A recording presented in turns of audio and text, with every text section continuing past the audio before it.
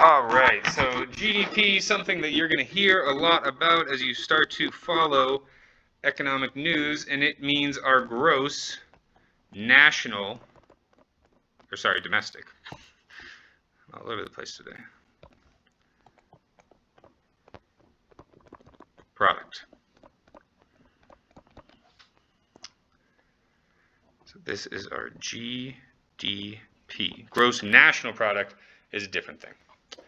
So gross domestic product, it started off with national income product accounting, so NIPA.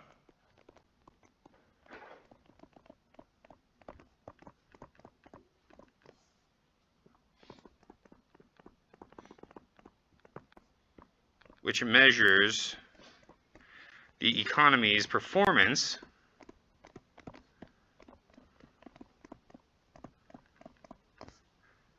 by determining overall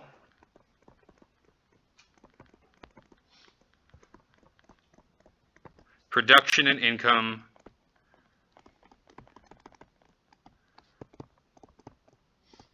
over a period of time.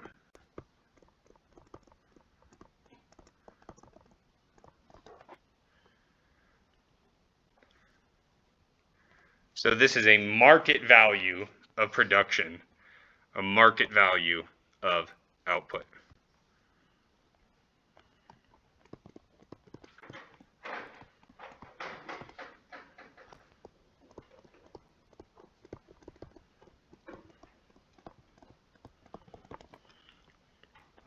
So it's important for us to get a definition here in GDP because it's very specific.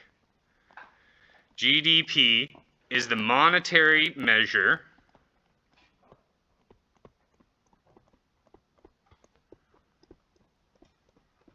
so what does that mean? It's in money. It's not in quantities of things. It's not in number of boats or number of heart surgeries or number of laptops or number of phones we produce. It's money, the monetary measure of the total market value. So it's only what we can get on the market. Doesn't matter if you've produced it, if you haven't sold it yet. It's not part of this year's GDP. Of all final goods and services. So anything you buy at the thrift store does not count towards GDP. And this is all stuff that's produced, gross domestic product, within a country. That's the domestic part. In 1 year, over a period of time. So the monetary valuation, the reason why it's a monetary valuation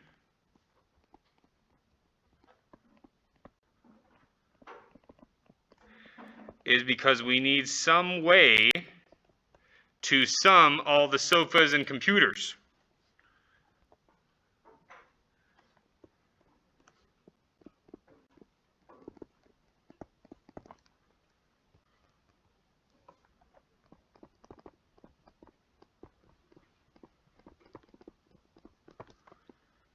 Money is the common denominator that we have. GDP only includes final products and services.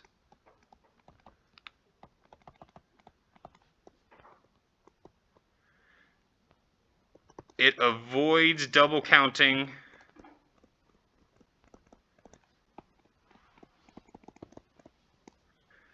By eliminating any intermediate goods used in the production for final goods.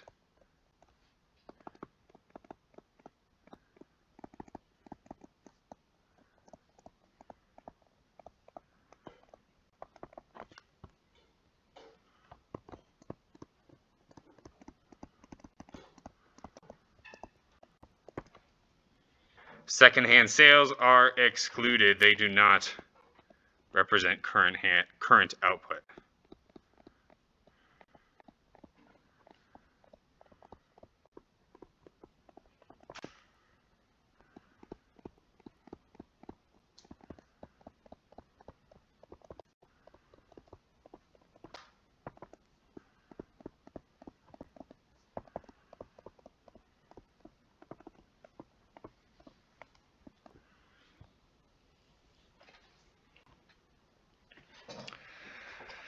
So the main way that we measure GDP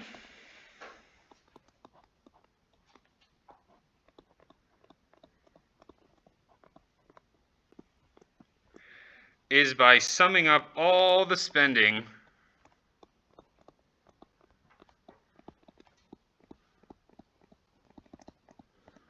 in a current year.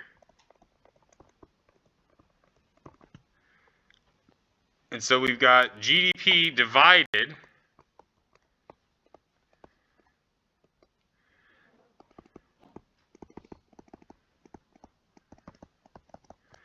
into 4 different sectors.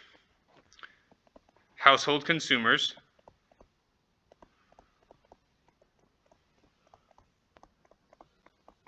which are represented by C, consumption. We've got businesses and their investment, represented by I.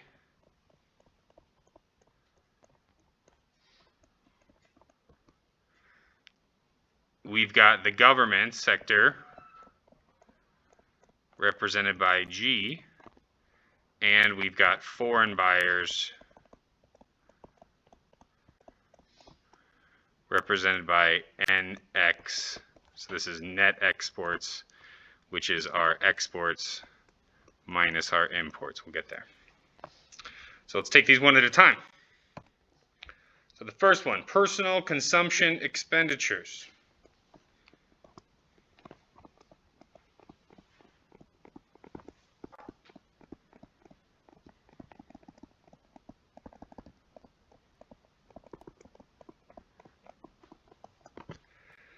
This is including both durable goods, things that last more than 3 years, and non-durable goods, food, clothing and such, and services, education, pedicures, financial services, accounting, all that stuff.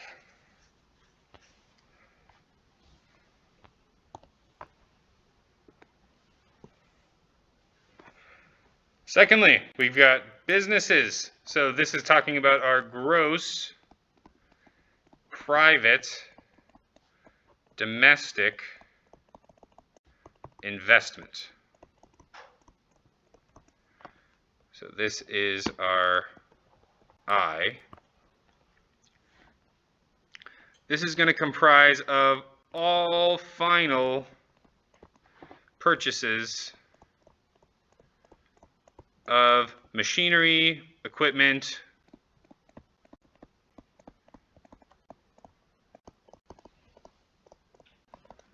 and tools by businesses.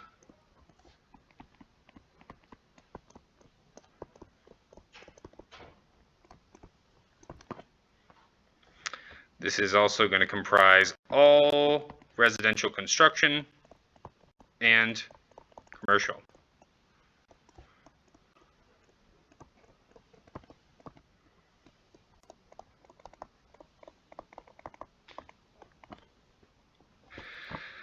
This one's a little tricky. Any changes in the business inventory. So you made stuff, but you did not sell it. It's an investment in your future. So if your total output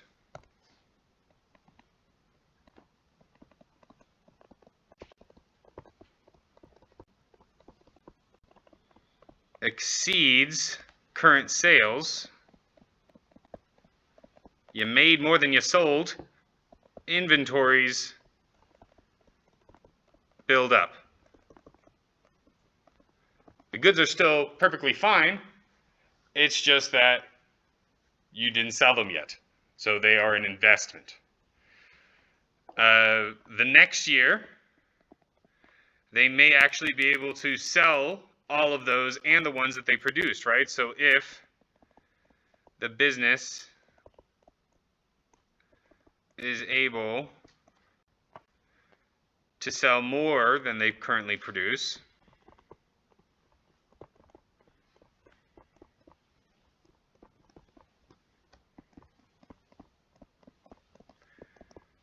this entry will be a negative number.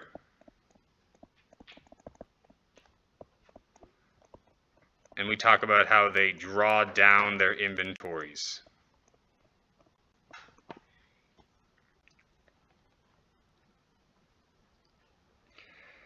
Now, it's important to remember that any non-investment transactions are not included in this investment. This is only newly created capital.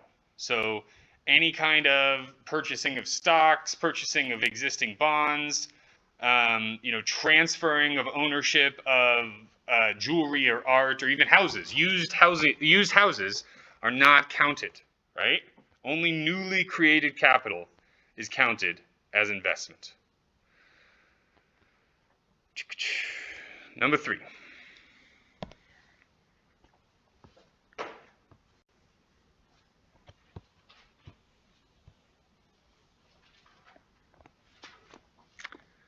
Government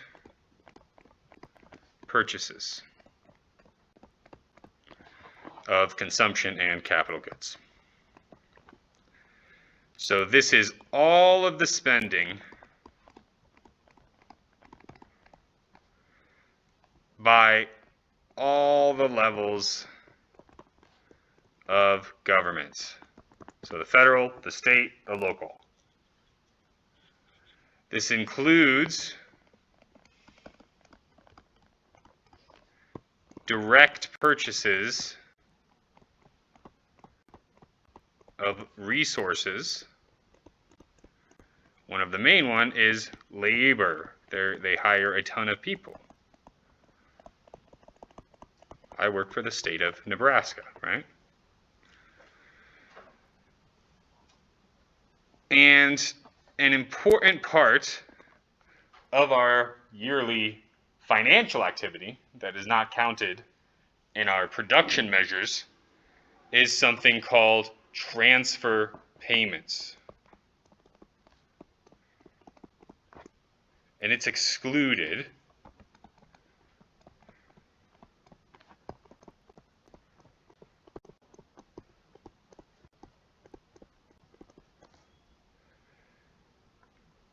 because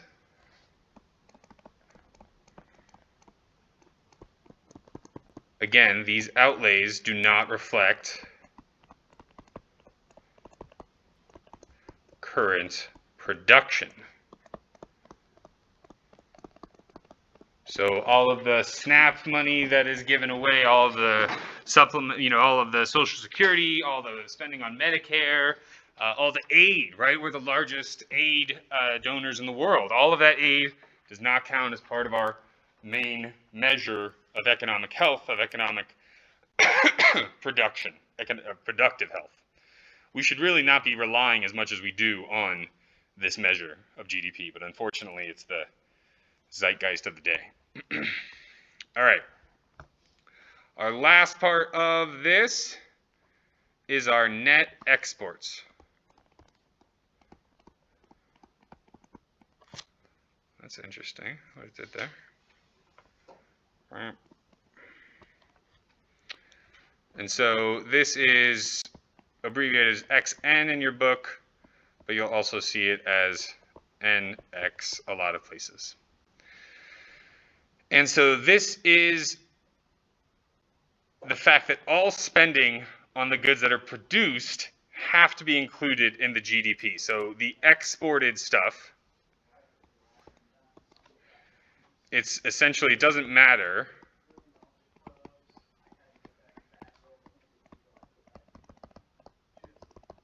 if it's consumed domestically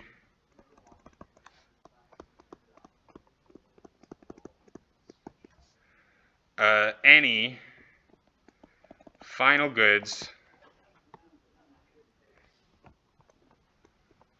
produced in the United States are counted towards GDP. Oftentimes, goods purchased and measured in the U.S. are produced elsewhere. I love avocados. It's only part of the year I can get avocados from California. The rest of the year, they're imported from Mexico, right? This is called imports.